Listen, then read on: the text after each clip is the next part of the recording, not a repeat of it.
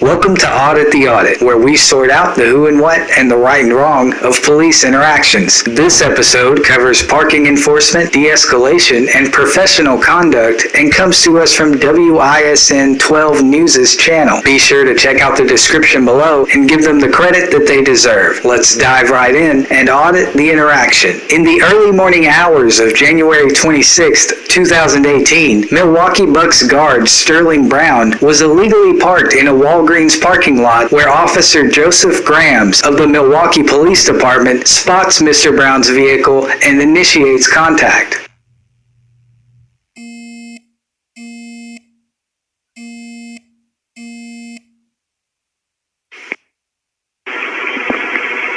How you doing? You got a driver's license?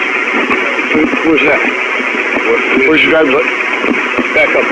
You don't see the issue here? Hold on. Notice the confrontational nature of Officer Grams' engagement. It was Officer Grams who closed the distance between himself and Mr. Brown, but then demands that Mr. Brown step back, and even goes as far as to physically push Mr. Brown to assert his dominance. The Milwaukee Police Department's official code of conduct includes 6 core values, which operate as guiding principles for the department's officers. Under the values of respect and restraint in the official code book, officers are expected to act with fairness, self-control, tolerance, and impartiality when carrying out their duties, as well as exercise restraint in the use of force and act in proportion to the seriousness of the offense and the legitimate law enforcement objective to be achieved. Mr. Brown has not been aggressive or threatening in any way, yet Officer Grams has already made physical contact with him. If Officer Grams felt threatened or entrapped in any way, he could have taken a step back and given himself more room to be comfortable. Instead, Officer Grams demands that courtesy of Mr. Brown and perceives Mr. Brown's reluctance to move as a threat. You don't see the issue here. You're not parked across 3 lanes? Yeah, it's cool. 2390. Can't get another squad here. Back up. Back up. For what? Are you obstructing me? I just told you to back up. I just told you to back up. Everything's camera, okay? You touched me first. So that's right, I told you to back up. Because you're going to try and get in the car. I'll do what I want, all right? I own this right here. According to a 2004 article published in the Police Chief Journal, the police environment is predominantly governed by the principle of our word against their word. The foremost message is survival, be it warding off physical injury or death or the onslaught of public criticism. Police culture mandates adhering to the chain of command and becoming dependent on and supportive of one's partners or fellow officers. This attitude drafts a rigid mentality which facilitates a cultural distinction between a law enforcement officer and a citizen. Officers are trained to prioritize their own safety and the safety of their colleagues far above any potential threat, and then trained to constantly expect danger and violence from any encounter with civilians. This combination of cultural hierarchy and relentless training results in a warped psychological perspective that directly clashes with the principles and expectations associated with modern policing. This statement is a testament to the egomaniacal mantra that is drilled into every cadet's head during training and goes against the fundamental policing principles of civility, service, and objectivity. It is clear that Officer Grams is a victim of poor training, little oversight, and a complete lack of discipline. You don't own me, though. So what's your name? I didn't say I own you. I said I own this. But this is me. Don't touch me, though. You don't own me. What's your name? Don't touch me. What's your name? It's on there. I'm asking you. I'm telling you. Sterling Brown. These are simple questions, man. No, I'm answering. These are simple questions, and you're being all bad to me, all right? I asked you a question so I could verify this, okay? You don't think I see these that are whatever? I don't know. Fake? So I'm asking you your name. I use real IDs. I don't. Okay, I don't know who you are.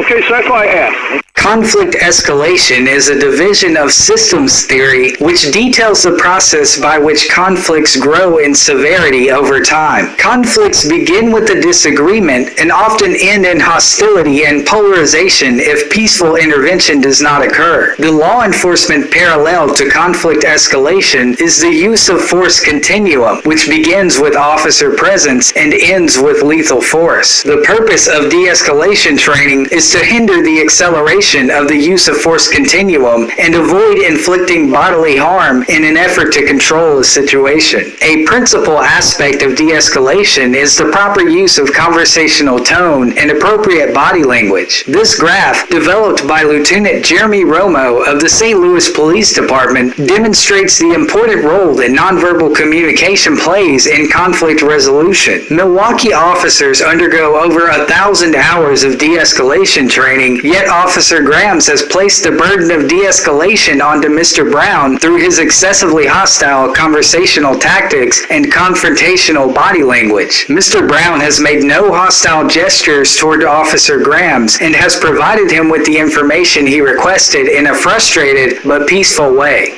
As for these are legitimate questions, right? I ain't got no problem with it. Okay, well, you look at me like I got something going on in my head, all right? Just say you touched me, that's the issue. Right, because you got up in my face, okay? I got up in your face? Right. Really? I asked you to back up and you did not do it. I asked you to back up and you did not do it. You backed up about 3 inches, all right? Everything I'm doing is on camera, dude. I don't care. These are legitimate requests, all right? So, can you explain this to me? Parked across two, you have an entirely empty parking lot, and you parked across two handicap parking. Go into the Walgreens.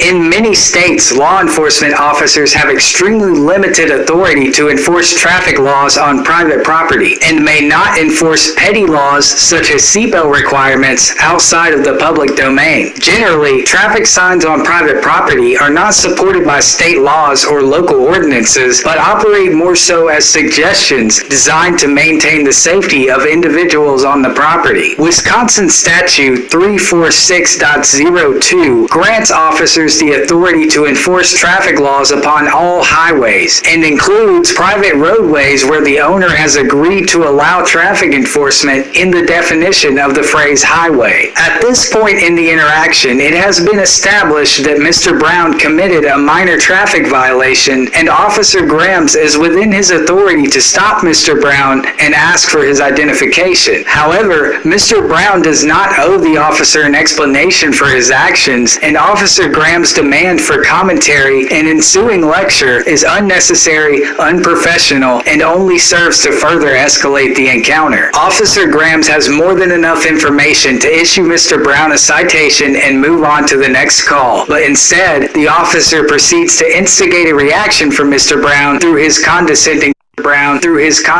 tirade. At what time? In and out. Oh, long enough time where I sat here for about a minute and came out. I was in and out. That's it. I did. I pulled up, parked right here. I was in and out. That's it.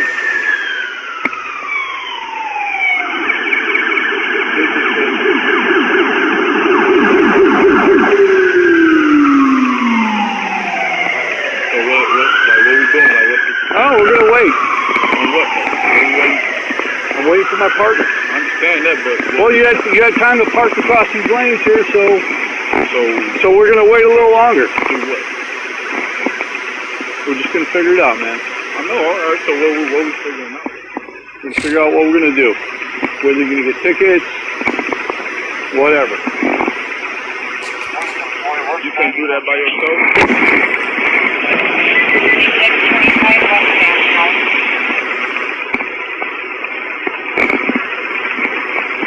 Yeah, thanks.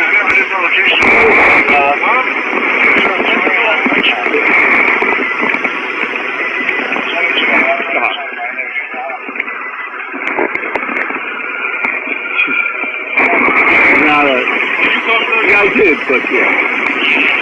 I'm trying to get on the horn to cancel all this. I just wanted one. I just wanted one. All right? Officer Grams radios for backup and several squad cars arrive. Multiple officers begin to surround Mr. Brown, and soon after, the incident begins to spiral out of control. Ain't nothing in my hands. Relax. Hold on. I got stuff in my hands. You want me to try? Come on, man.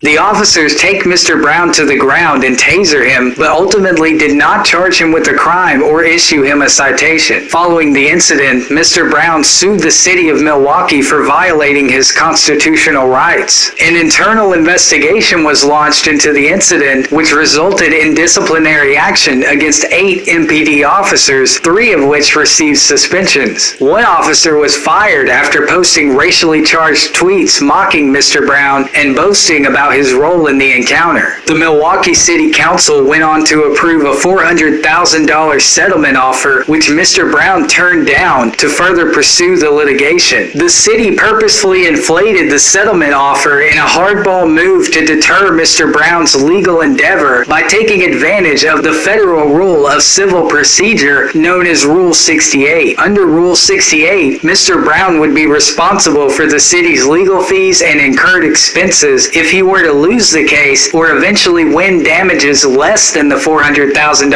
offer. The terms of the settlement also specifically named the city and essentially absolved the individual officers of any wrongdoing. Brown's attorney, Mark Thompson, condemned the settlement offer and the city's attempt to save face instead of admitting wrongdoing, and declared that any offer that does not include an official apology will not be accepted. Mr. Brown's case is still ongoing.